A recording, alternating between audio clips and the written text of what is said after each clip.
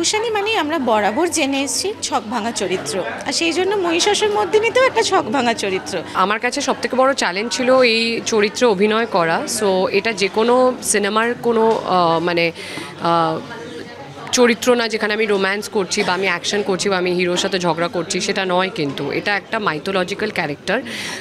আমার একটা জিনিস, আমার কাজ ছিলই যে আমাকে আমার হোমওয়ার্ক করতে হবে, আমাকে দেখতে হবে যে কিভাবে হয় জিনিসটা। সো আমার মহালয়া করার পেছনে একটা বড় কারণ হচ্ছে এই অভিজ্ঞতাটা আমার জীবনের সাথে যুক্ত করা। আমি যেটা মানে একটাই জিনিস ঠাকুরের কাছে চেয়েছিলাম, কোনো মানুষেরই চাওয়ার শেষ নেই, আমিও ততটাই লোভী। আমি আমার ঠাকুরের কাছে যে কোনো পরিস্থিতির, যখনই আমার যে কোনো জায়গা আটকে যাই আমি বা আমি কোনো প্রবলেমে থাকি, আমি সবার আগে স্মরণ করি আমার মায়ের মুখ। আর আমার ঘরে আমার মন্দির আছে মা দুর্গার, তো আমার সেখানে সমস্ত ঠাকুর বিরাজমান। আচ্ছা, দুর্গা মন্দির আছে? হ্যাঁ, আমার বাড়িতে দুর্গা মন্দির আছে। আমার বাড়িতে দুর্গা পুজোও হয়। তো আমার বাড়িতে অ্যাকচুয়ালি 12 মাসে 13 পার্বণ সবকটা পুজো হয়। আমি সবকটা পুজো করতে ভালোবাসি।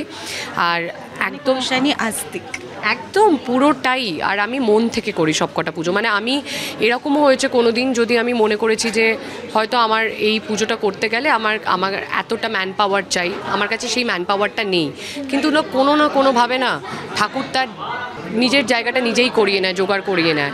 অ্যান্ড কীভাবে মিরাকিউলাসলি আমি আমার প্রবলেম থেকে বেরিয়ে যাই, বা আমি আমার বাধা বিপত্তি কাটিয়ে এগিয়ে যাই, বা আমি কোনো সময় আপসেট হলে সেখান থেকে আমাকে বার করে নেয় ঠাকুর, সেটা আমি জানি না। আমি এই পাওয়ারটাই বিশ্বাসী। সো আমি সেটাকে বিশ্বাস রেখে আমি মাকে বলেছিলাম যে নয় তুমি সেদিন আশীর্বাদ করো আমাকে, না হলে তুমি ভর করো আমার মধ্যে। কারণ মা কালীর রুদ্র রূপ, সেই রূপে নিজেকে তুলে ধরা টেলিভিশনের পর্দায় is not a joke. And সেই আগ্রেশন, সেই বডি ল্যাঙ্গুয়েজ, সেইভাবে নিজেকে ইমোট করা, প্রত্যেকটা ডায়লগ, প্রত্যেকটা পাটা যে ফেলা, সেটার যে পাওয়ারটা, সেটাও দরকার। অ্যান্ড ওই প্রত্যেকটা জিনিস, অ্যান্ড হাতে যখন খাড়া থাকে, আমরা যে এত বলি না নারী শক্তির কথা, আমি অ্যাকচুয়ালি অনুভব করেছি ভদ্রকালী রূপে নিজেকে দেখে, বা ষড়ভুজা মহিষাসুর মর্দিনী রূপে নিজেকে দেখে, যে নারী শক্তি কীভাবে নারী, প্রত্যেকটা নারীর মধ্যে মা দুর্গা বিরাজমান, প্রত্যেকটা নারীর মধ্যে মা লক্ষ্মীর রূপও আছে। যখন যেই পরিস্থিতিতে আমরা থাকি সেই অনুযায়ী আমরা সেই রূপটাকে বার করি। সবার তো পুজোর মুক্তি থাকে, পুজোর রিলিজ থাকে, সেটা নিয়ে সবাই ব্যস্ত।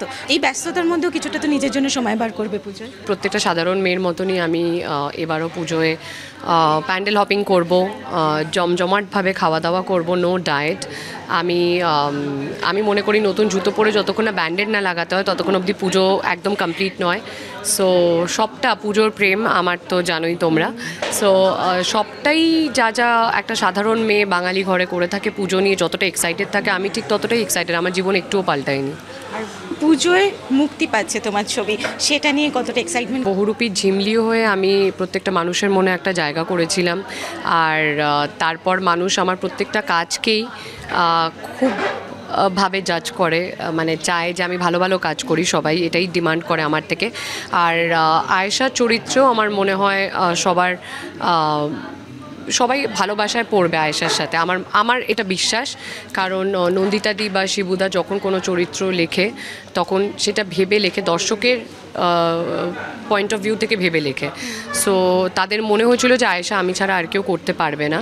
তো সেই বিশ্বাসের জায়গাটা আমি যাতে রাখতে পারি সেটা তো তোমাদের হাতে। বাট ডেফিনেটলি রক্তবীজ 2 দেখে জানিও কেমন লাগলো। আর এটা যে কোনো অভিনেতা অভিনেত্রীর কাছে একটা উপরি পাওনা যে তার পুজো রিলিজ, পুজোর সময় কোনো ছবি মুক্তি পাচ্ছে, চারিদিকে তার হোর্ডিং লাগছে।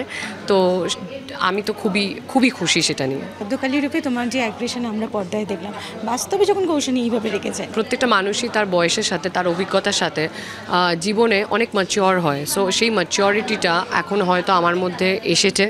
আগে যখন আমি রাগ করতাম, প্রত্যেকটা মানুষই রাগ করে, কেউ এরকম হয় না যে কোনো দিন রাগলো না, সবসময় মিষ্টি কথা বলছে, সেটা হয় না। মানে একটা মানুষের তো অনেক ইমোশনস থাকে।